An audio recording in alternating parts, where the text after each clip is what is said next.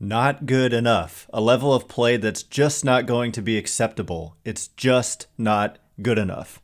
Those were Gabe Kapler's words about how the Giants played in this 4-game sweep at the hands of the Dodgers in Los Angeles to start the second half. So we'll elaborate on that next. You are Locked On Giants, your daily San Francisco Giants podcast. Part of the Locked On Podcast Network, your team every day.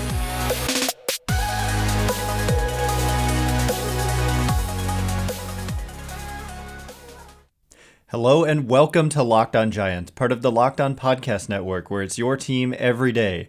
My name is Ben Kaspick, and on the show we provide daily episodes Monday through Friday talking about the San Francisco Giants in a way that's data-driven and rational, but also simple, passionate, and accessible to all. I'm a former contributor for the baseball statistics and analysis websites Beyond the Box Score and Rotographs. I've been podcasting about the Giants since 2015, and I'm a lifelong fan. Thank you for making Locked On Giants your first listen every day. We're free and available wherever you get podcasts. Today's episode is brought to you by Blue Nile. Make your moment sparkle with jewelry from BlueNile.com, and going on now is the Blue Nile Anniversary Sale. Save up to 40% on classic fine jewelry pieces and 25% on engagement ring settings. Shop stress-free and find your forever piece. Go to BlueNile.com today. Stress-free. It's not really a characteristic I would apply to being a fan of the San Francisco Giants at this moment in time, is it? No, but yeah, I mean, it was a stressful weekend, if you can even call it that. I think stress is a little bit selling it short in terms of on the spectrum of misery, the misery index, if you're a San Francisco Giants fan. So they get swept in LA, 4-game series, first time since 1995. Giants have been swept in a 4-game series by LA. And it wasn't pretty. Here's the crazy thing is that in every one of these games, they technically were like kind of in a position to win. In 3 out of the 4 games, it was either tied or they had the lead in the late innings. And in one of the games, they had the tying run on base and the winning run at the plate in the 9th, and there was a bad strike 3 call. But despite that, it really still did feel like the Giants were the team playing the Harlem Globetrotters, and the Dodgers were the Harlem Globetrotters, just hitting the ball all over the field, out of the park, making diving catches, hits at will, big defensive plays at will, star power, just ridiculous. And then compare that to the Giants, who looked like a much inferior team. And so it remains insane that the Giants were able to hold off this team, basically this same Dodgers team, less Freddie Freeman, but they had Max Scherzer. They also had Corey Seager. And the Giants won the division last year. Over my shoulder, if you're watching on YouTube, you can see this little sign I have here that says NL West Champs for the San Francisco Giants. Well, guess what? That is not happening again in 2022. And it's only July, and we can already say that with near certainty, as the Giants are 16 and a half games back in the National League West. They're still an above 500 team, which doesn't seem like it's true, but it is. It does. I mean, they've played like a 500 team. That's what's frustrating, is that 500 teams, I remember in 2018, they were just back and forth for so much of the year, and then they ended up falling apart in the last couple months, which could happen here. I don't know. I would think that this team is better positioned to avoid that, but they play well, and you're like, come on, just keep it going, and then they play poorly, and just back and forth they go, and the end result is that you're 48 and 47.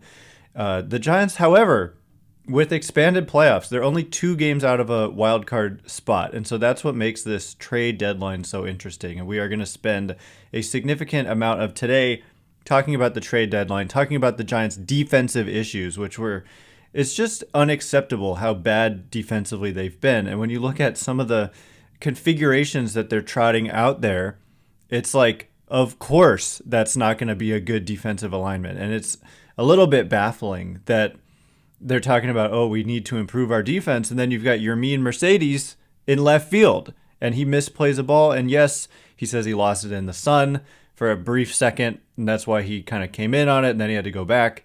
And also Mike Yastrzemski, this is a late in the game in a tie game. And I think ordinarily they would have taken him out at that point. but Mike Yastrzemski was dealing with some calf tightness, and so that's the only reason they didn't substitute out Mercedes. But still, you're starting your mean Mercedes in left field. It is not surprising that you're going to have defensive issues. And similarly, like when Tommy La Stella has been out there on the field, it's not surprising that they've had defensive issues. Some of the guys, you can make Flores, not a great defensive player. So this is a team that is just not athletic.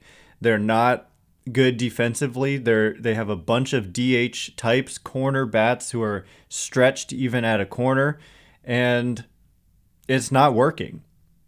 And so, when we talk about the trade deadline, there was a report yesterday from Ken Rosenthal of The Athletic that the Giants were, according to his sources, exploring the market for players who would upgrade them defensively and also have a ripple effect throughout the rest of the roster, where, the way I see that, you think about like Austin Slater and Mike Yastrzemski, instead of putting them in center when they're out there, if you get like a good defensive center fielder in a trade, you can play those guys on the corners, and then you're not having your mean Mercedes in left. You have Austin Slater or Mike Yastrzemski. Granted, those guys tend to play more right, but then Lamont Wade shifts to left, and I think it could work in that if you acquire one or two better defenders, it kind of moves everyone to a better spot. Some guys need to be moved off those corners and into the DH spot, but they have too many of those guys. There's not enough room to be starting them all. So anyway, what I wanted to say about the playoff odds, or their record and their position, and that they're only 2 back in the wild card race, is that according to FanGraphs, the Giants' playoff odds are 38%. FanGraphs has their division odds at 0.1%, so 1 in 1,000 is what that means. I think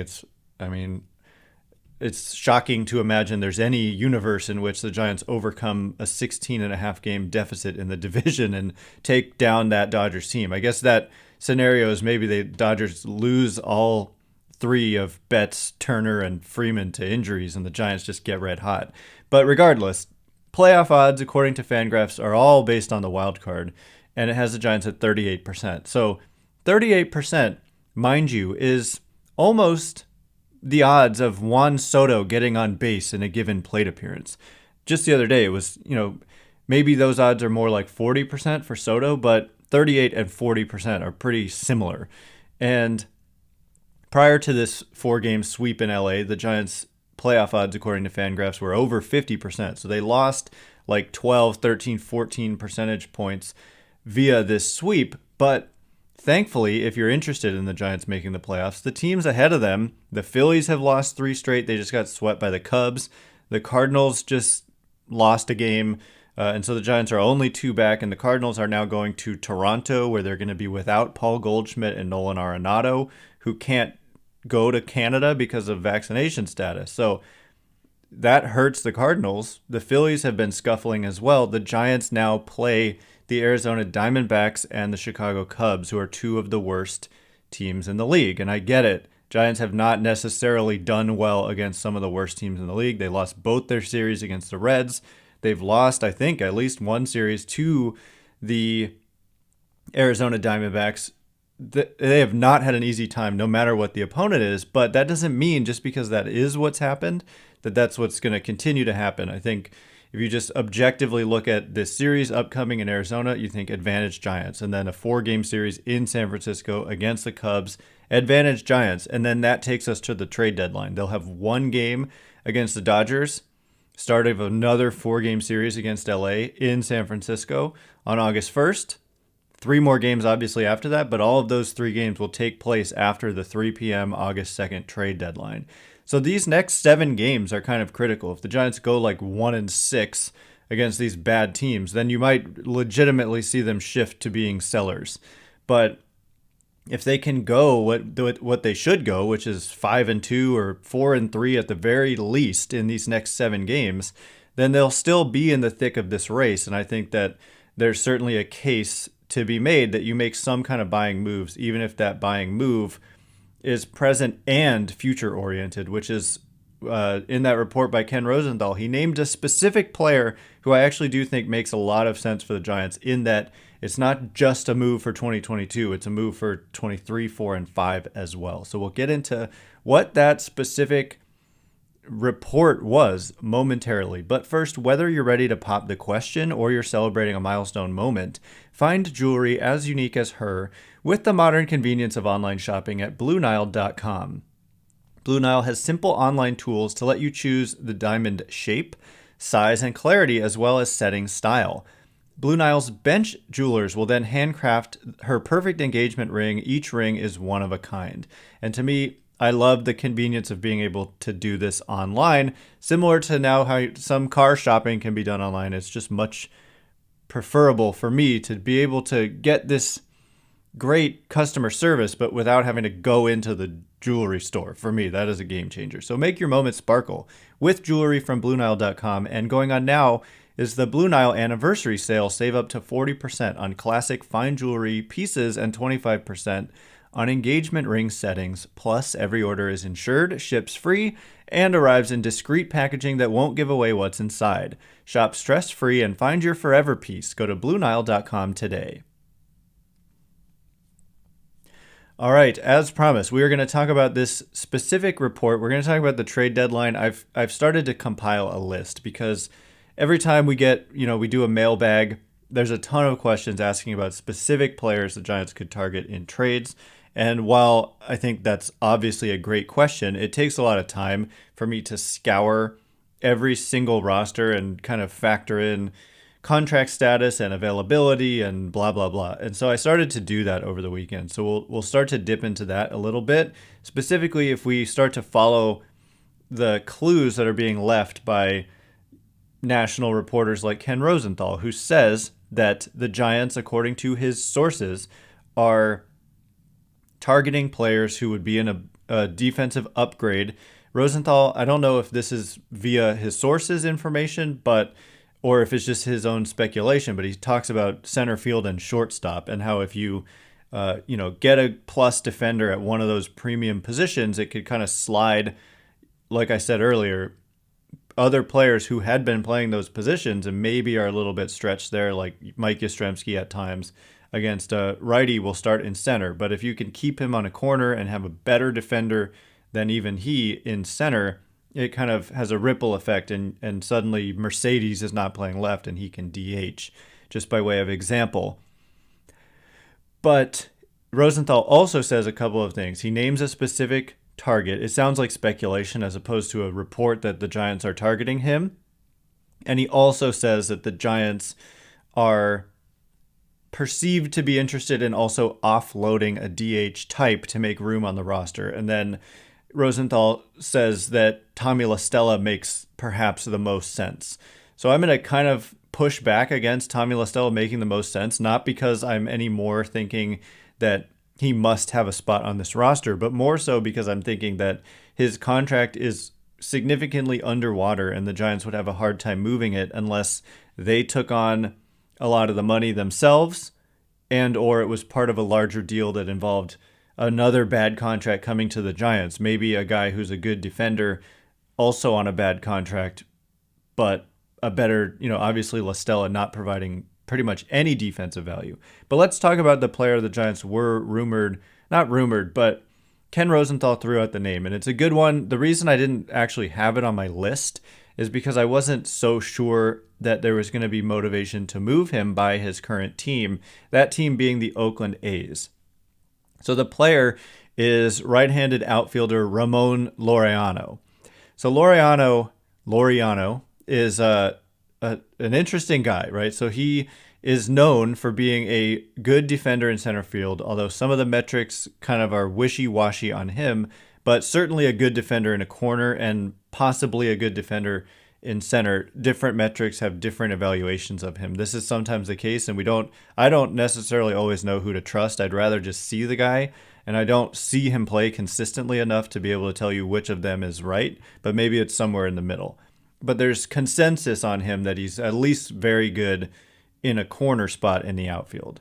I know that might not make sense given what I just said. You want him in center and then it moves everyone else. But let's just, for sake of this argument, say that he's good defensively in center.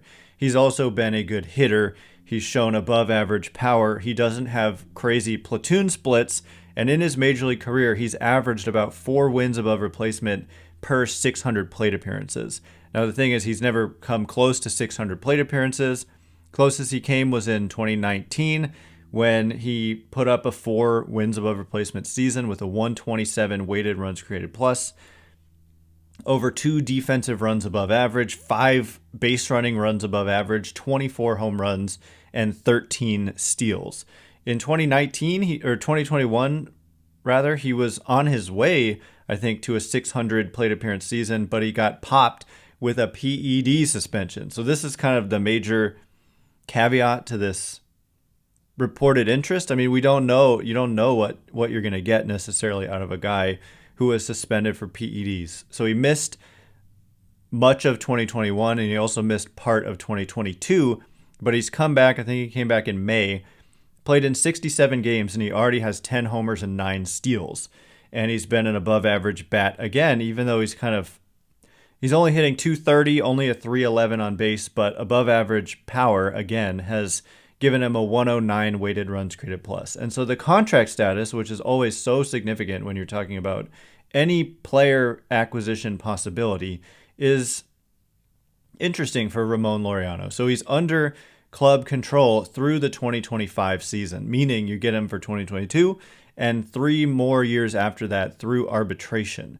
And so that's why if you're the A's, it doesn't entirely make sense to me why you would be looking to trade a guy who's arguably your best player right now, given that they've torn down their team, and you have him under club control for 3+ seasons, 3 years plus the rest of 2022. So I'm not sure he's going to be available. I mean, of course, the A's will listen on anybody at any time, I think, especially when they're in a downturn period like they are right now. That being said, I think the cost would be pretty high. And I don't know that they want to kind of sell low, and maybe they think he can get back to being that player he was, prove that the PEDs aren't going to change the performance all that much, and then sell in the offseason or at next deadline when his value would still be pretty high, given that there'd still be a lot of club control. So I don't care if it's Ramon Loriano or somebody else, but I think the concept of you're like buying in a sense because you're trying to upgrade your 2022 team, but also it's a player who would be with you for multiple years afterwards, makes a lot of sense from the Giants' perspective. And the big question is, what would it cost to get a guy like this? And I don't know exactly what the answer is, but certainly it's not going to cost you what a Juan Soto would cost you. And in terms of Juan Soto, we've addressed that question numerous times. And to me, and I think probably to you, if you watch these games in LA, you realize that the Giants are not one Juan Soto away from fixing all their problems. And I've even mentioned that he, according to outs above average, has been first percentile, meaning among the very worst in the game. I don't know if you go zeroth percentile in percentiles, because they do 100th. But regardless, I mean, he's not going to fix your defensive issues. The thing about Soto is he's fluctuated between being elite and being terrible like every other year in terms of outs above average. So maybe he's just more in the middle. Maybe he's really taking it easy. We actually saw this from Bryce Harper as he approached free agency, is the defensive numbers they tanked.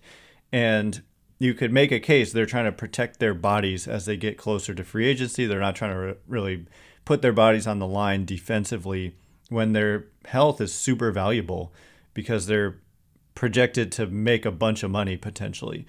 And it's a bad Nationals team, so you're not going to give away your body saving an out when you're 30 and 65 or whatever the Nationals are. So maybe that's what's going on with Soto. But regardless, it's only 2.5 years of Juan Soto, and you're giving up elite talent, potentially, elite prospect capital. There's a case to be made that you do it anyway, but also a guy like Loriano might make more sense and be more realistic because the Giants aren't just seemingly that one piece away. And they don't have like the major league talent to part with and be okay. If they gave up a Logan Webb, it would just kind of sink them. Yes, you get Juan Soto, you lose Logan Webb, and I'm not sure you're in a much better position in 2022 or beyond because you've lost your like one great major league asset. Given that, anyway, I'm going kind of off on the rails here, but the point is, I think Loriano is a very reasonable target for the Giants. There are other guys as well, as I've made this list. I've got some defense-oriented players who I think could make some sense for the Giants. So coming up in just a second, I'm going to give some other names that I think could help the Giants in 2022 and possibly beyond. We'll talk about the contract status for those players as well. Also, there's a key injury to another Giants veteran player, which has just been an ongoing theme in 2022 is the vets breaking down. But first, BetOnline is the fastest and easiest way to check in on all your betting needs. Find all your favorite sports and events at the #1 online source for odds, lines, and games. Find reviews and news of every league, including Major League Baseball, NFL, NBA, NHL, combat sports, esports, and even golf. BetOnline continues to be the top online resource for all your sports wagering information, from live in-game betting, scores, and podcasts. They have you covered. Head to BetOnline today or use your mobile device to learn more about the action happening today. BetOnline, where the game starts. All right, as promised, we're going to talk about some other names. I made this list. I'm just going to run through some guys and talk about how they are defensively. Kind of changed my thinking when I heard this report that they're interested in. The thing is, like, I don't want to say defense first players or defense only players, because they've had those guys and they got rid of them. They had Mauricio Dubon. They had Steven Duggar. They traded them both. Both of them would easily be difference-making defensive players on the current roster, given that nobody else really is. They would be miles ahead of pretty much anybody else right now. But they traded them. And the issue was they weren't hitters as well. Like, there's big questions about if they're going to be able to hit. And last I checked, Steven Duggar has not done well at all offensively for Texas, and Mauricio either was, I think he had a pretty good game yesterday actually, but overall he just hasn't contributed much with the bat, which is mostly what we saw from these two in their Giants careers as well. So when I talk about Ramon Loriano, he's possibly an above average center fielder and also an above average bat who doesn't have crazy platoon splits. So a guy who could be an everyday player and give you defensive value at a premium position and be a good base runner. A possible 20 homer, 20 steal type of player. And also an intense guy. I think that's part of it too, is you look for like the right fit. And I think the Giants could use some of that, some intensity and some, will to win type of intensity. And he brings that. And so he is an interesting case. But there are others. And when I look through my list, there aren't that many others who are difference makers defensively. One guy who really stands out to me, though, is Joey Wendle on the Miami Marlins. He's got a mutual option for 2023. So a mutual option means both the player and the team have to agree in order for the option to be exercised.